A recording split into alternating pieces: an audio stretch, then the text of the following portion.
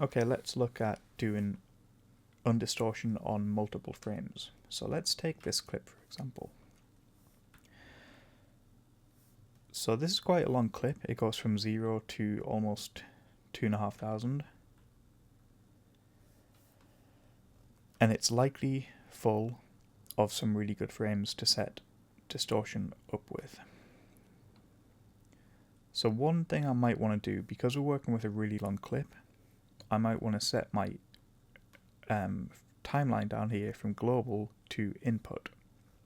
I'm going to hold control and slide this time slider all the way to the right, this one all the way to the left.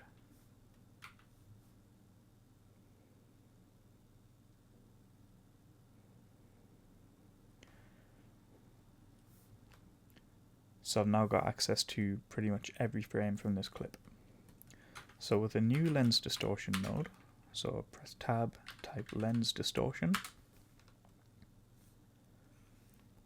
What I want to do now is I want to go to the analysis tab once again, but this time I'm going to manually hunt through this and look for good frames to use.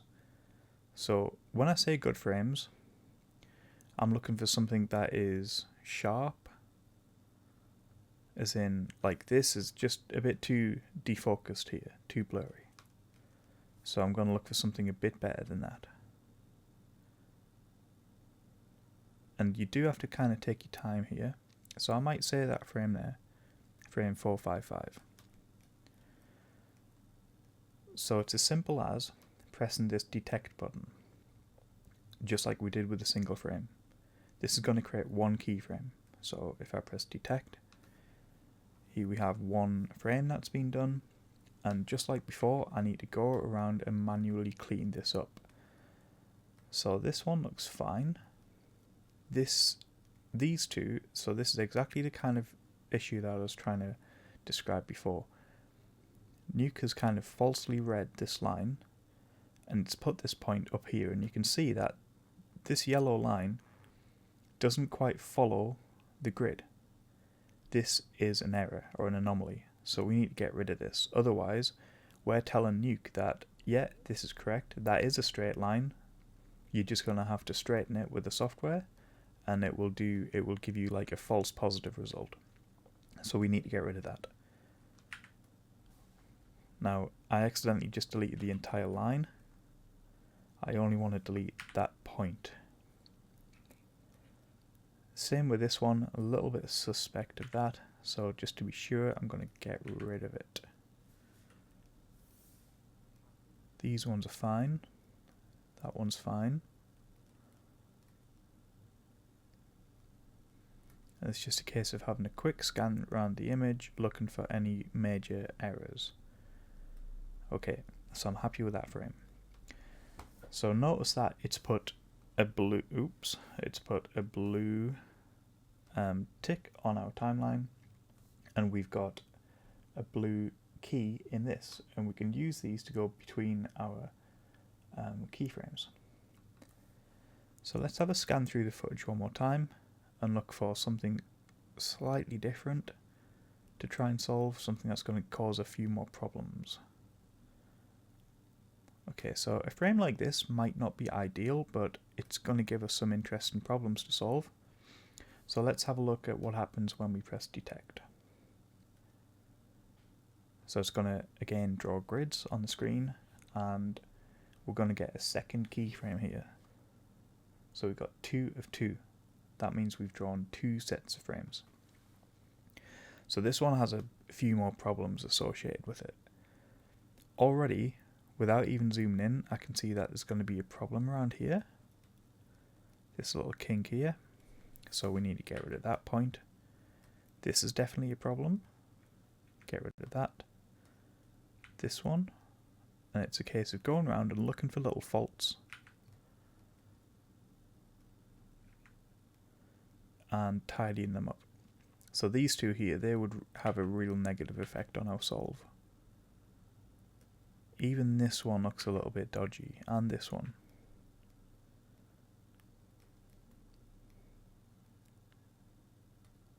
This one has to go. These ones are fine with it. A little bit suspect of these two actually. Just those points rather than the whole line. A little bit suspect of that one. And you just have to kind of go with your gut here. If something doesn't look quite right, just get rid of it. This all looks fine. Okay, that frame's done. So we can seek through again and have a look for more frames to solve.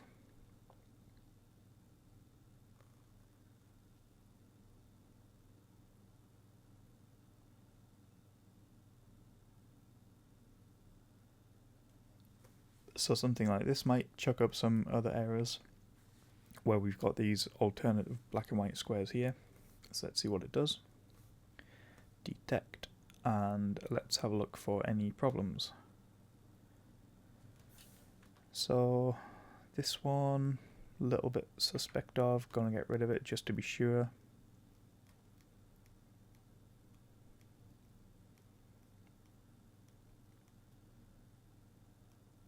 I don't like the look of that one. Or this one. That one looks fine. Okay, definitely a problem here where that kinks. Because again, any kink in these straight lines, Nuke is going to try and straighten. So it's going to affect the lens distortion model quite severely. All good over here. All good over here.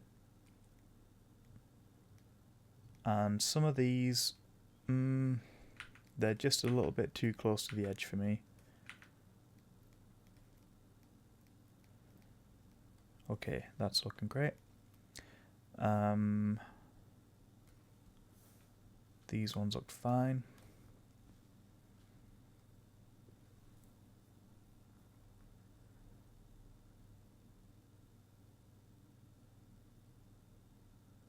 Let's just add one more. We'll choose this frame here. So I press detect again, and now you can see we've got 4 keyframes in total. So same thing, I want to get rid of anything that can't be definitely seen as a corner. Like see here where this has just gone a little bit wonky. Oops. And here. This one needs to go. This one's got a bit of a dog leg in it. That needs to go. I would argue that one does too. These ones, we need to be a little bit careful of these. See that dog leg there? I'm tempted just to get rid of this whole top row.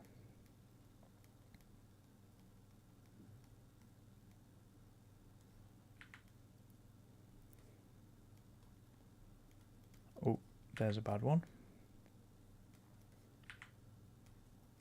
And there was one more bad one I've just zoomed out on here.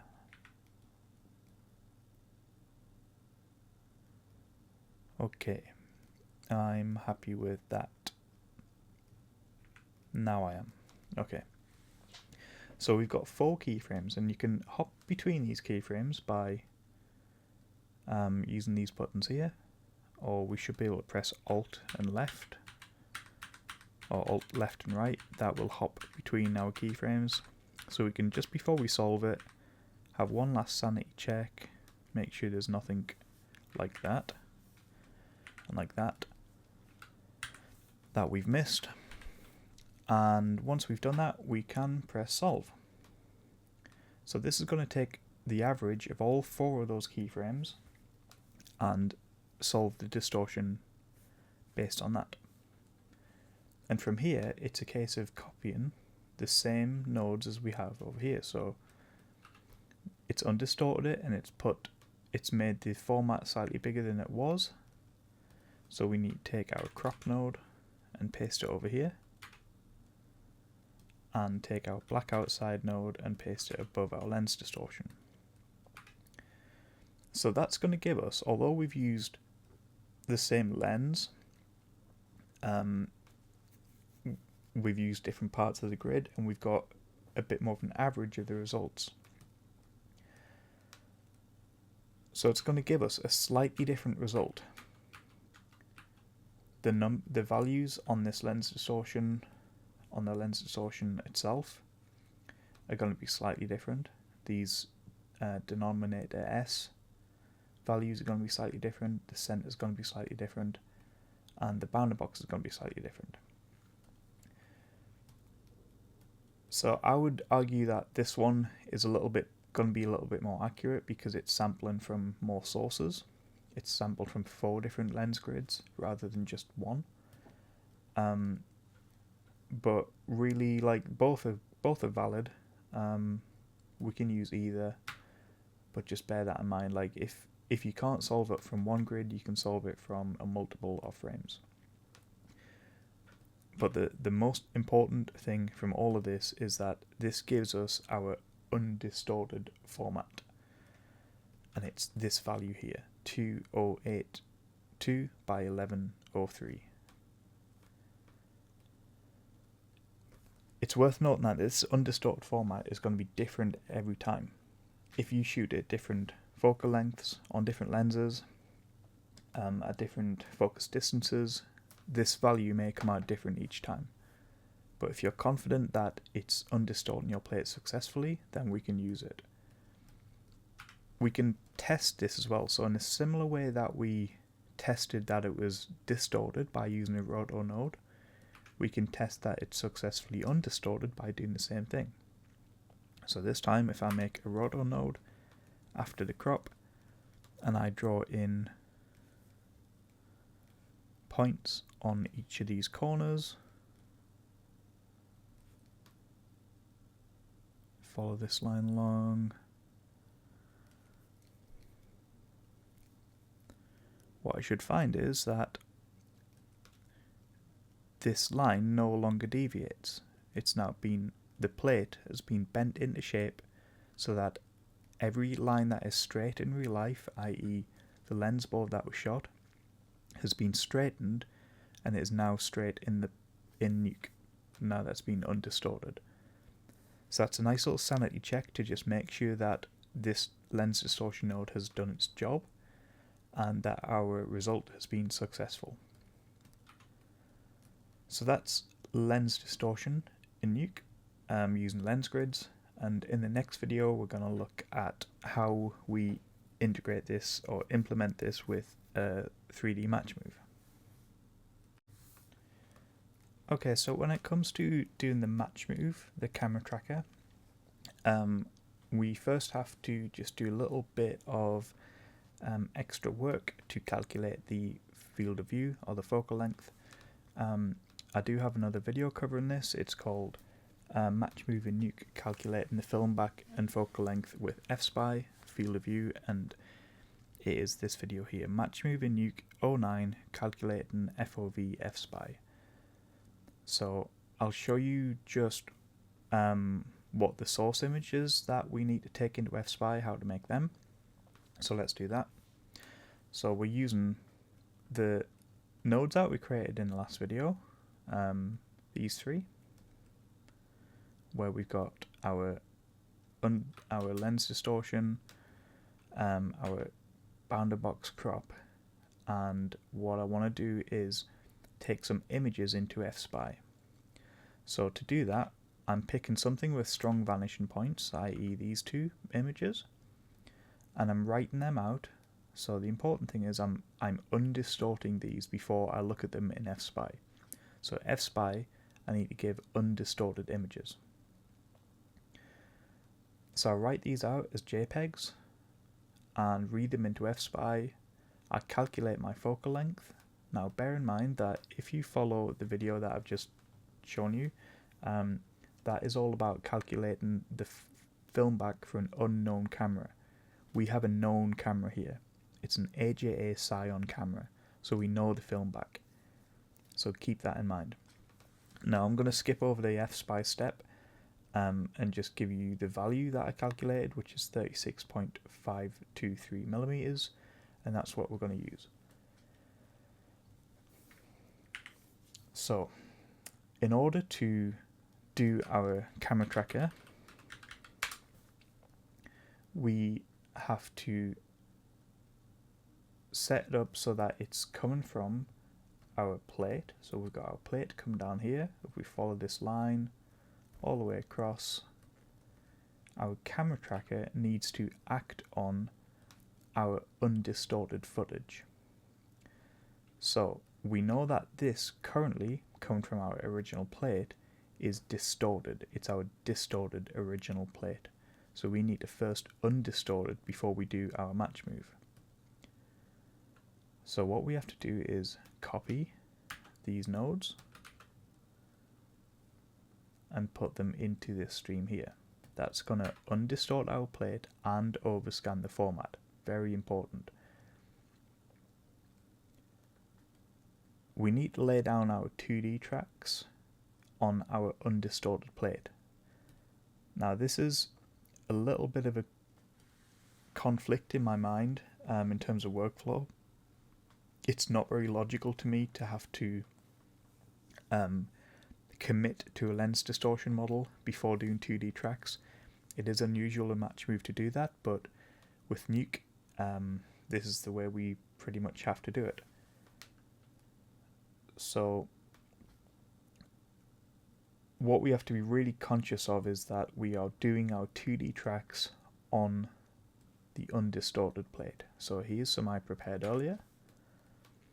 I've got a number of tracks, and it's probably going to be helpful if I go back to global range and set my in and outs again. Ooh, track 16 looks a bit dodgy, doesn't it? Yeah, okay, we'll get back to that one. So I'm not going to go over how to do these 2D tracks. You should know that from previous videos and lessons. So essentially what we have to do is lay out down all of our 2D tracks on the undistorted plate and dive into our camera tracker node. So in here we need to put our settings. Now I am giving you the slightly simplified version here. What we ought to do is overscan our film back, but we're going to skip over that step and just plug in these values. So our AJA Scion is 22.5 millimeters by 11.9 millimeters, and our focal length is known, and it is 36.523.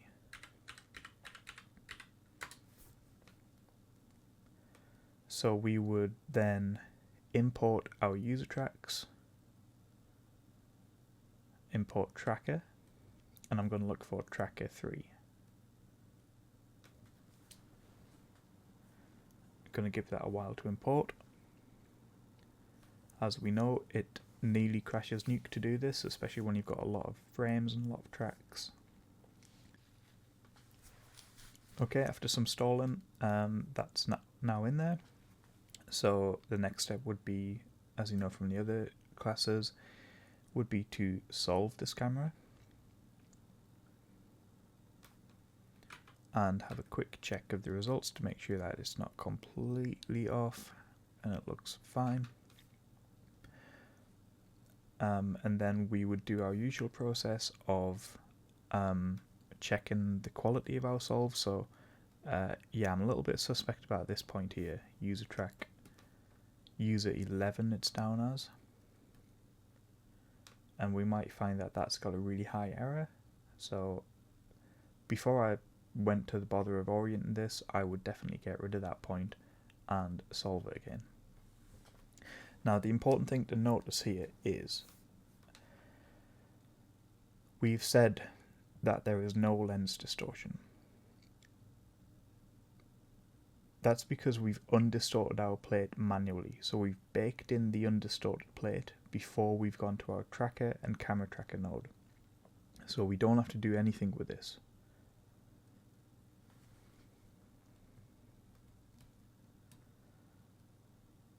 So once our camera tracker is done, I'm just going to replace it with my one that I prepared earlier, just because this isn't really a class on scene orientation, etc. I've got this scene now laid out. It's oriented, it's centered, it's scaled, and it has the ground plane set. So this is now good to go.